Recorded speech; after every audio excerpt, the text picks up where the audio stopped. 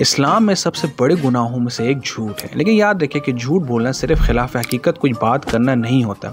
अगर आप online class में शिरकत नहीं कर रहे लेकिन लैपटॉप खोलकर हाजिरी लगा रहे हैं तो ये भी झूठ है। कारोबार में जाली रसीद बनाना भी झूठ है। ख़रीदारी के वक्त पैसे वापस ना करना और बहाने बनाना कि हमने तो पूरे पैसे दे दिए थे, ये भी झूठ ही है।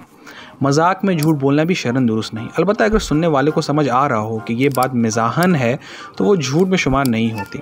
कोई भी गैर हकीकी बात, गैर हकीकी रवैया या ऐसा अमल जिससे दूसरे इंसान गलतफहमी का शिकार हो और हकीकत कुछ और हो तो वो भी झूठ के ज़ुमरे में आता है, चाहे उससे कोई दुनियावी फ़ायदा ना भी मिले।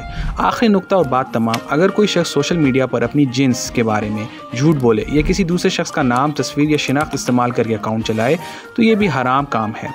ख़बरदार, बाद में ये मत कहना कि हमें किसी ने बताया नहीं था।